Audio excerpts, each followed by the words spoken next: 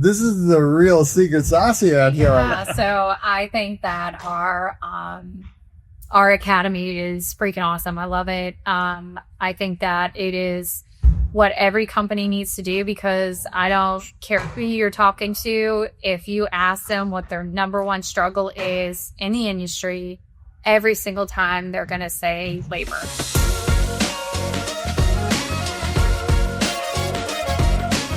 Plumbers, you can't find text right now. We're going to tell you how to fix that. And today, I've got Peter and Alicia from GoGreenPlum.com. Yeah. Do the .com drop right at the beginning here. Yep. Go Green Plumbing, Heating, Air, and Electrical. Yeah. Boom. And they have figured this out. Not to say that we are not all working on this. Yeah. But you've definitely done some things that have been better than the average company. So we're going to talk about those. Yeah. Sounds good. Absolutely. I'll speak to a kind of an initiative. Well, not a kind of an initiative that Alicia started, and it's our apprenticeship program. We struggled with hiring technicians, like finding technicians, which everybody in this industry is struggling with right now. And you bang your head against the wall and you go, man, we need more techs. And you put ads out in the paper and you can't understand why nobody's coming to work for you. And so, she looked at some other companies, what they were doing. Aaron Gator started with Eco. He started a big apprenticeship program in his, where he was basically mass hiring and stuff. And she modeled a smaller version of that. A bunch of different companies kind of combine, what we could do. So, and ultimately, you're looking for unicorns in your business, right? Those unicorns in our industry are good technicians. And how many unicorns have you seen in your life, Tim? I've seen some because I've built them. Mm-hmm. If we're talking about great employees. Yes. Yeah. There you go. But you don't typically come across a unicorn. So, and what we're trying to do with this program, and I'm not trying to steal your thunder here, because this is her baby. She mass hires, 20, 25 kids that are eager, have the right attitude, want to learn, they're hungry, and basically she whittles them down to 4 or 5 candidates after about a week. We paid them. Yeah. She pays them. Mm-hmm. And it's beautiful, actually. This is so cool. And we whittle them down, and we're left with the cream of the crop. And then after about 6 months, those 5 guys turn into probably about 2 or 3 really good employees. So I'll let her speak to it. This is the real secret sauce you out here. Yeah, so I think that our academy is freaking awesome. I love it. I think that it is what every company needs to do, because I don't care who you're talking to. If you ask them what their number one struggle is in the industry, every single time they're going to say labor. I very rarely come across anyone that says anything differently. And so we got to think outside the box, and we got to do things a little bit different. So we do have a training academy. We do, our apprentices graduate with the same certificate that they would if they went to a community college. We pay 100% of that. It's a huge investment for us. That being said, we got to make sure that they're worth investing in, right? And in the past, we put out an application for an apprentice, and we would get 150 applications. Well, how do you even funnel through that, right? So we spend, we open these applications. We spend a couple months doing interviews, and we tell them, like, okay, we're going to bring you on for, we call it Hell Week, but it's Discovery Week is what it's called. And we bring them in. We bring in, like, if we're going to hire 10 people, 10 apprentices, I want 5 for plumbing, 5 for HVAC. And then maybe I want 2 for electrical. So my ultimate goal is to hire 12 people. We're not going to bring in any less than 40 people for that week. And during that week, we don't do any, like, every exercise. They spend the entire week with me, and we don't do anything technical related, because we can train technical. What we can't do is train character. So we do a lot of different exercises. I mean, I have them running around the office doing scavenger hunts and sumo blow up sumo suits, right? Yeah. Like, what is their level of energy? What did Are I they just say? excited Yeah, about it? of course. Yeah. Of course Like, you're doing that's that. totally normal. No, but I mean, you want to see who's like, oh, I'm not doing that. Who's right? hungry? Like, who's hungry? Who's like, yeah, all about it. Who's pumping things up? Because your culture at your company is more important than anything else. Mm-hmm. So if you have people that are motivated, driven, they're all about being flexible, adaptive, Happy to be doing around. weird, crazy, fun things. I mean, but people want to come to work. People stay. You know, they don't, your retention rate grows. And so we do a lot of different exercises. We watch for things to see who the leaders of the tables are. We, you know, just a lot of breakout exercises, a lot of 100-day plans, goal setting. You know, we look for these different things in character to see who's somebody worth investing in. And you know, at the end of the week, then we make official offers and we bring them on. And you know, we have another academy that starts in the fall, but we do 2 or 3 a year academies, and that's how we grow our technician team. And you know, everybody cheers those guys on. They're like we celebrate every win with them. So they make it through level 1, they're a maintenance tech. It's a big celebration. They make it through level 2 and they're either still maybe a maintenance tech, or maybe at level 2 they've moved up into junior tech status, and everybody celebrates them and they get in their trucks for the first time. And you know, even your existing service techs are invested in training these guys. Everybody, you can really feel it at our company. The academy, I think, has made a huge difference in retention. I think it's made a huge difference in morale, just even from our existing service techs, because we've brought in so much more education that, you know, we even have existing service techs that are coming in for trainings because they're like, I want to learn more about that, you know, so they're coming in for technical trainings. I think it's been huge for our company. I'm going to bring it down to the earlier guy level. This is and sometimes I don't want to, because some guys are just, I'm me on that. I mean, some guys just don't really want to grow. That's their thing, and there's nothing wrong with that. Yep. However, for an earlier company that does want to grow, let's say you're 5 people. Mm-hmm. Is there any way to use this type of principle? I mean, I believe you have to train people, right? Like you have to, I think from scratch is good. I think like or low technical skill, I can train that, but I'm a different business than you guys. I'm curious, like, how would you apply some of this stuff that you guys have learned maybe to if you were early? Many homes suffer from inefficient HVAC systems due to leaky ducts, leading to uneven room temps, lost airflow, and higher energy costs. AeroSeal's innovative sealant technology targets and repairs leaks, improving airflow and efficiency. Increase your customer satisfaction, increase sales, and offer a unique market advantage. Become a leader in HVAC efficiency. Aeroseal.com. Because you couldn't do this whole camp thing, which is dope. Right. Yeah. It's a lot of money. Big investment. Yeah. You know, if we're talking about early, one guy in a truck, I think that's easier because it's a 1-to-1 kind of scenario. I think where it gets difficult is, you know, you create this culture as a one-man truck and you start training this apprentice and he's used to you being always around, and you form these connections and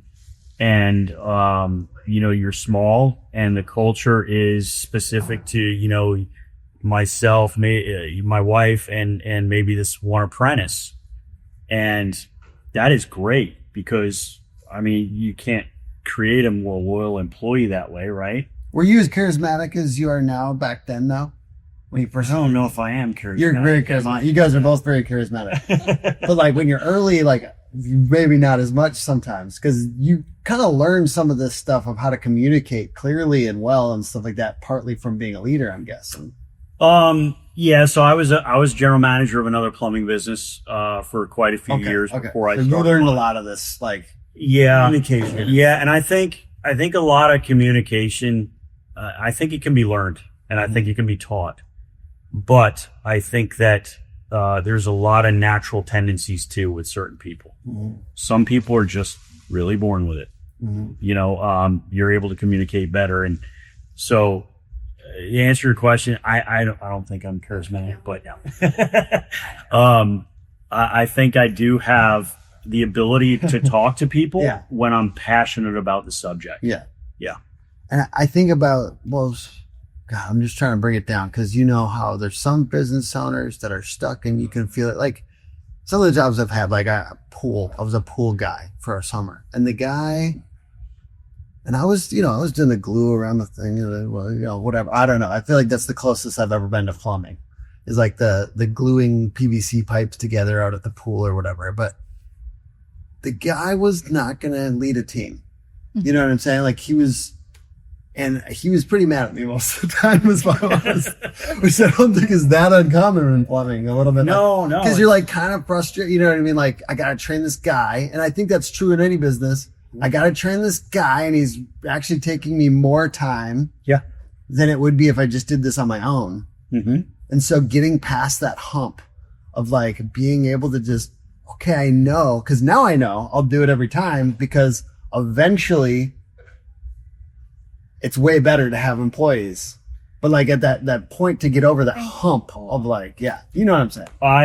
I would say we make things more difficult than they need to be. As plumbers, skilled tradespeople, we make things so difficult for kids to learn. And the reason I say that is because we try and fit all of this information that we got in our heads into a box real quick, and we want them to learn it as fast as possible. But if we look at like other industries, like let's say the auto industry, the way that Henry Ford was able to scale his business and provide products for less cost was his ability to create the factory line and scale it. So not everybody in the business needs to know everything in the business. Let's start out with this step first. Let's get really good at doing this. And then once you learn that, let me move you on to this next thing. And let me get you really good at that. And then once you get, and so on and so forth. So we have to break this down into a better process for our apprentices to move forward and give them a timeline and a roadmap of how they get there. I need you to learn this first. Once you learn this, then we can move you on to the next task. And that's scalable. What's not scalable is taking an apprentice, expecting him to learn everything all at once in a very short amount of time, and then expecting him to go out there and be successful doing everything all at once in a very short amount of time. So I think where we go wrong is we say, oh, well, we can only send this guy that has 5 years experience in the plumbing industry out to a service call. Well, let's break this down, because flushing a water heater, that can be taught, and that person can flush water heaters daily, and they can get really good at flushing water heaters. And if there's a problem, they can always reach out to somebody. So you asked if we're a 5-person shop, how do we scale? Because you don't have the money when you're a 5-person shop to do an entire academy, right? And a little bit if we're getting over that hump of like, it's annoying to train people. Because that's what I feel from those guys a lot, is like, I hate training people. It's like, I know. Yeah. Everyone does. Yeah. So you can create incentive plans, right? So we do have an incentive plan for our techs and for our installers.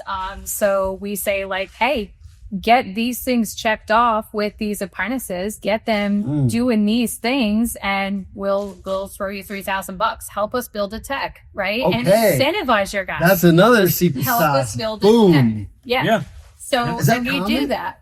I don't know anyone else doing it. Super smart. But it helps. Yeah. It does, right? Because they're helping us build technicians. And so all of our apprentices carry around notebooks. They have skill checkoff lists. Our plumbers, our HVAC installers, our HVAC service techs, they're like, let's see, pull out your skills checklist. What do you need to get checked off? We have a big calendar so everybody knows what everyone's working on. And our team helps us get these guys checked off, but they're also incentivized, right? We also like to remind them that the more technicians we get into trucks and the more technicians we have out in the field, the longer duration in between having to run on call, right? Because there's more guys out there in the field. So that's always helpful. The more people you have, the less often their on-call rotation comes up. Upward movement too. Upward movement, right? So we talk about market share and we talk about how big we can get. And for every 8 service technicians, we need a manager. Where do you want to be? You want to be a manager? In order for you to be a manager, that's the path that you want. We got to grow a team of technicians because for every 8, we need an additional service manager and then an additional service manager. And that's, when everybody has a career path or everyone knows where they can move, then everybody is, following that trail together. You're not kind of going in different directions or running into a lot of issues with technicians. I feel like we very, very rarely have a technician who is just adamant about not wanting to treat someone. We also involve them in the hiring process. If we do a speed dating and exercise, and we kind of set up the room, the tables, and these candidates go during that discovery week, they go from table to table, and our techs, our installers, our office staff, they all ask them questions. Our entire company. And our entire company, and they don't ask them a single technical question. They ask them thoughtful looking questions. I'm going to check this camera real quick, just making sure everything's gone. Yep. Long one. Yeah, so they ask them really great questions like, explain to me who your favorite superhero is without telling me who it is, right? And they see how this person can communicate. And then we ask them to rank these potential apprentices, and we ask them to tell us who they think we should hire. Now they feel invested. So, we had a service, just an example, we had a service tech. We were about to let this apprentice go, because we were like, he is just not keeping up with his work. And, we just feel like he's acting like a little immature. And the service tech was like, no, I know I can make him good. I know I can. He's got the right character. Like, let me just work with him. I mean, our team, takes them under their wing. So we haven't really had a struggle with so much with the hesitation of wanting to train. But always incentivizing anything is always a good way too. I love making it part of your culture. I love performance pay, all the things. Yeah. I have a couple more questions here on this topic. If you guys don't. Not at all. So, the candidates. Where are these guys coming from? Are you putting out job ads? Where are you putting them out at? What job boards do you post on? Still a lot of money chasing these transactions. There's still really good outcomes out there for sellers. It's good to have someone like us in your corner because we're not emotional, but guess what? When you're selling your business, it becomes emotional, and so it's really good to have an intermediary, there every step of the way. www.sfpadvisors.com. All the contact information is directly on the website. Or how are you getting this many people? And Alicia kind of runs this and she puts the ads out there, but Facebook, a lot of social media, Okay. TikTok. Really? Yeah. And go. And ultimately, setting the expectations for the person that comes, like what are they going to be doing? There's videos of sumo suits on her ads. They're saying, hey, come fill out an application. You're going to be in this sumo suit. We make doing this. So yeah, TikToks, a lot of social media. We do post jobs through, our portal, Paylocity and stuff like that. We'll collect. And then we also get word of mouth and networking referrals too from a lot of the service technicians or people that work internally know a kid who's got, a neighbor's got a kid. He's a really good kid and we want to give him a shot. So we'll bring him in. Yeah. I'll speak to also. So I do a lot of campaigning on Nextdoor. Like, hey, is anyone's kids, child getting ready to graduate? We have this awesome academy. I also send a lot of information out to the high schools. So working with your local school districts, we work with the local community colleges, and then we also have other organizations in our area, like Goodwill is one. They have a 6-week program that they put, some people through that are maybe struggling, that want to get into the trades, and they go through this 6-week program. And they're not ready to be apprentices. They're definitely not ready to be any kind of technician, but they might be a great candidate to come into this academy. So we've hired people from that Goodwill Industries program. I think that's in multiple cities across the country. So thinking outside of the box, we also have other organizations like She Built This City, which is a organization that kind of works with Habitat for Humanity. And, so there's people there that go and volunteer and do these things that kind of find that they have an interest in the trades. But, a lot of companies don't hire apprentices. A lot of companies don't hire apprentices. So that's You're their problem, hunting for 'cause the right yeah. people. Yeah. A lot of people are saying nobody, they're frustrated. They say nobody. They say labor is very hard to find. I understand, because I can't preach because I'm in a desk job and my stuff's fluffy.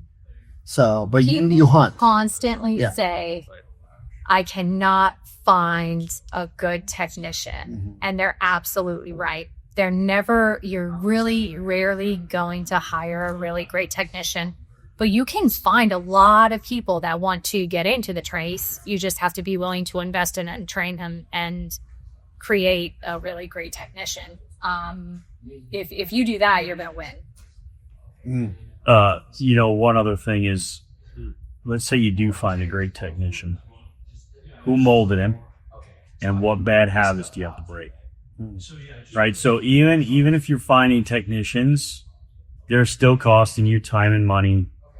They may not fit your culture. They might be a Band-Aid fix for a little while, but a lot of times we find that technicians coming from other companies that have been molded in specific ways, they're not always the best. And with this model, we get to mold these technicians, and they don't know any other way to do business but our way. Right? So when you build them, you build them exactly how you need them built. Yeah, there's no pushback, right, on offering options. Yeah. There's no pushback on doing thorough evaluations. There's no pushback on what your sold hour price is. There's no pushback in any of those. They just are hungry for knowledge, and feed it to them, and they're really awesome. I mean, they've made great strides with us. If you think about this is the way I look at it too, because we do the same thing in our business and we train people up. And it's probably been, it's a little longer. It's tiring sometimes. I second guess that at times, but now it's the only way I know. Yeah. So, but there's also an element of like, you chose them for the things that would allow you to be around them a lot and not be annoyed. Cause like I partly like do it on soft skills. These are good people. So when people ask like, why do you guys have such great people? It's like, cause I chose them because they're great people, not because of any technical skill. Right. So I literally have great people because I chose them. And some of them had nothing. Yeah. And then we built them up. And so it's, you get to like narrow it down to a few things. And that's why you get better people, almost as, not that there's not great people around. They're often very loyal to their current company, Yeah. Yeah, absolutely. Yeah. Yes. So last question here is, how do you get your people? Cause I think about like caring, that you said the incentives. I know that's part of it, but like getting the leaders to care about their people, because it's in technical skills, it's a little bit of, sometimes you'll have disinterested managers or people that don't care as much about how have you dealt with that? Let's say letting go of a manager that didn't care about the people or wasn't willing to train or anything like that. Any other struggles with leaders, like getting leaders in place and how that looks in your team? Yeah. So, back to her point on the motive, what you've got to do is, if you're running a business with managers, I think you really need to find out what their motive is. because ultimately if the motive is, oh, this is the next step in my career, it's not a good reason to be a leader. You know, so we have a position that is actually service manager in our business, and I really want to delete the title because, you know, managers are in charge of things. They manage projects, they manage materials, they manage things, but coaches are on the field with their team, right? So ultimately what I think personally the service manager role should be renamed is the service coach. And what these guys that are doing in leadership positions inside of companies is anyone can manage things, right? You can manage a box on a shelf in a warehouse, right? You can manage a project, you can do all these things, but what most people can't do is lead people. And if you're getting into a leadership role, you better understand that you can't be a leader unless people want to follow. That's good. Yeah. I think the same thing, like really, what is the motive? We've had, oh my gosh, you know, over 10 years, we've gone through some leaders that just, they were really more focused on titles than they were on reading. And I think that ultimately that comes down to the same kind of premise. When you're hiring, what kind of questions are you asking? You know, who are you actually bringing on? Is the title that important to them?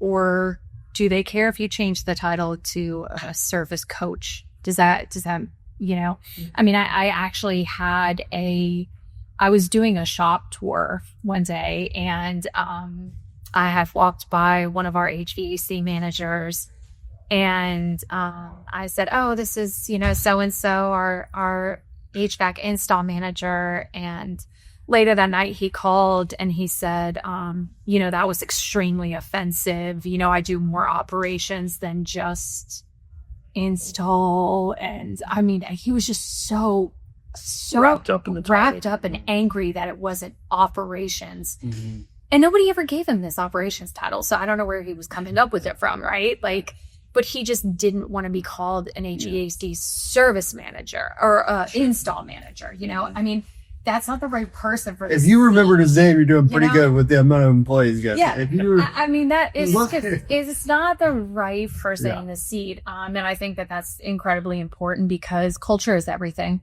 Yeah. If you don't have a good, strong culture, then you're not going to be successful. It doesn't matter. Nobody's going to believe anything that you say. You're not going to have buy-in. People aren't going to rally and, you know, really try to push hard when things aren't going great. Everybody might be there when things are, but there's always tough times, and that's where you really see how strong your culture is. And you have to have good coaches and leaders in place to get you through those tough times.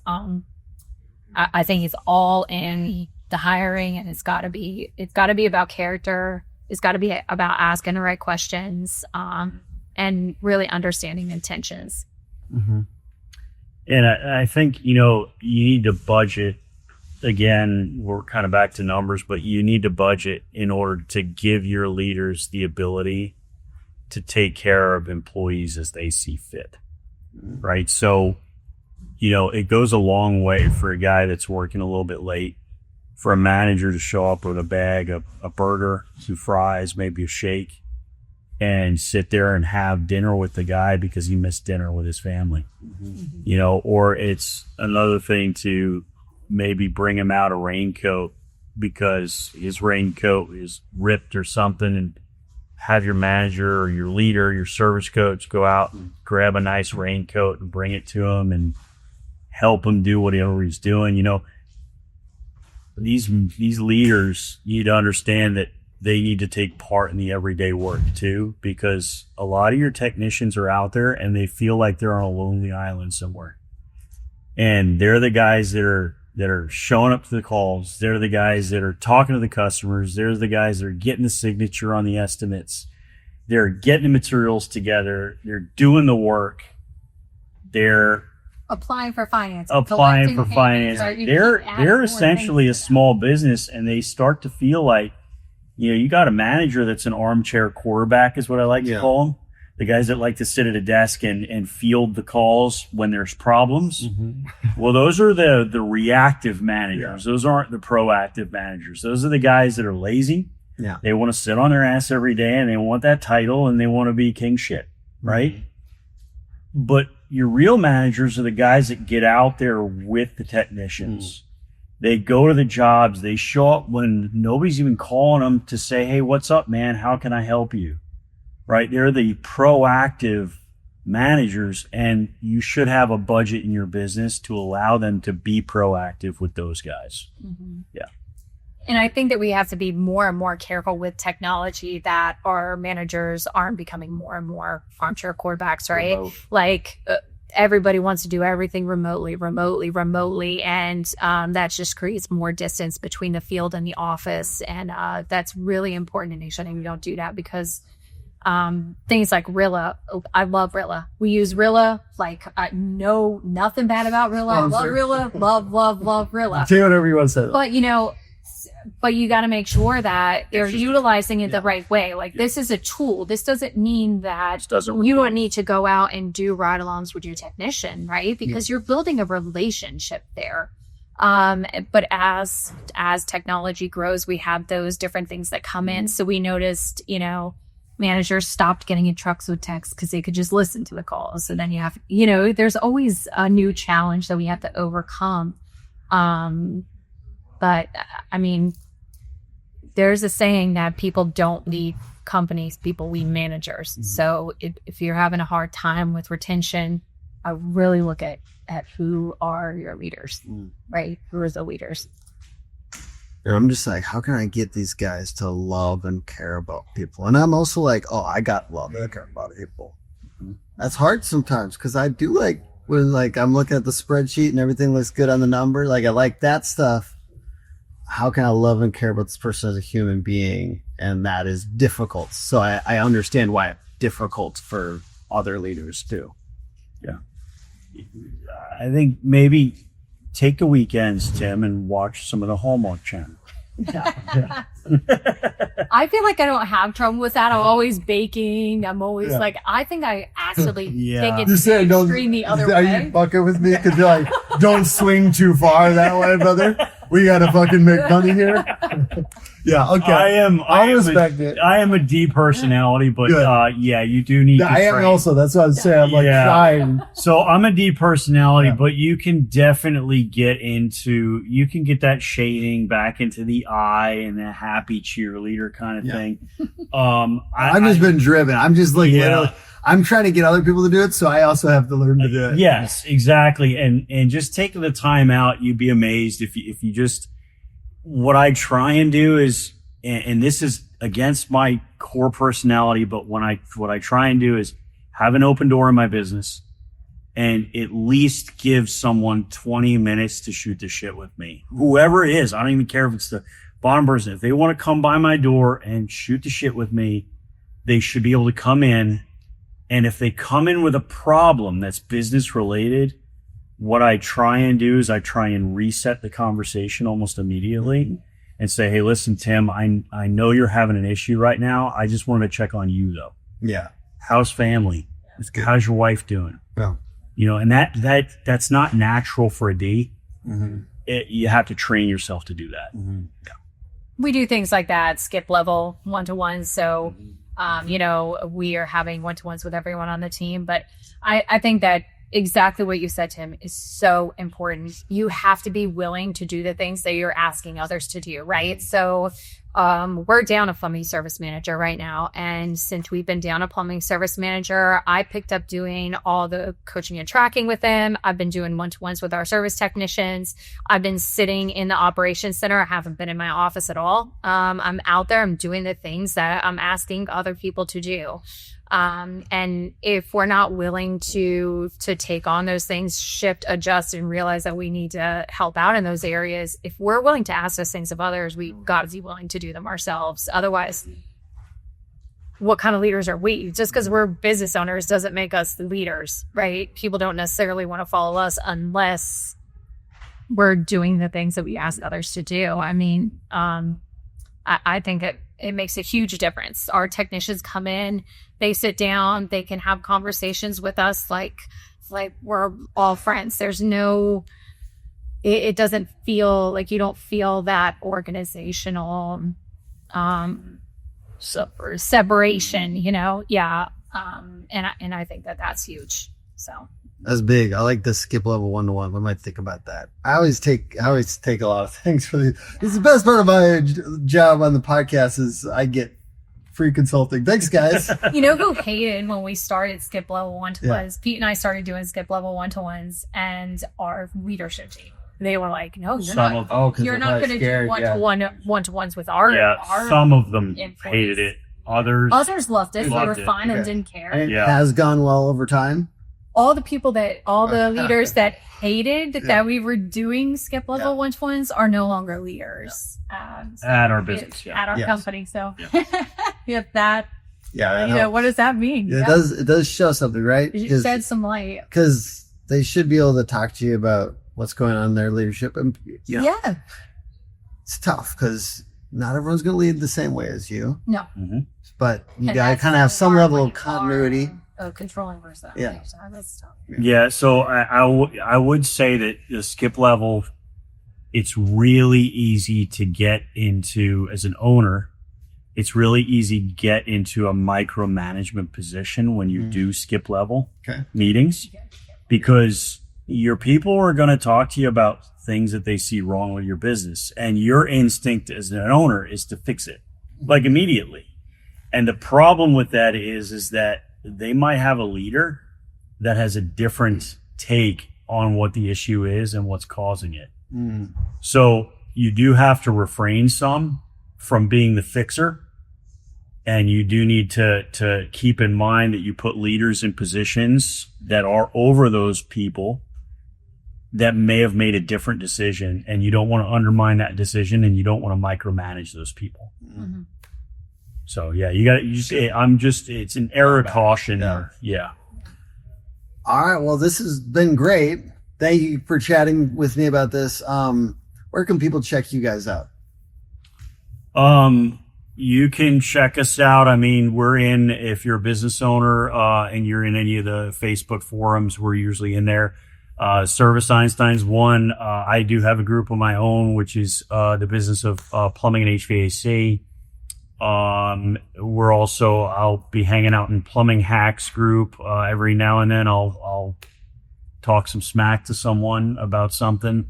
Plumbing Fails, we're in there. And then, we're in some other, business groups. They can message you on Facebook. Facebook is the right place to reach out to us. Instagram, TikTok, YouTube. We're on all those platforms. And what's the .com?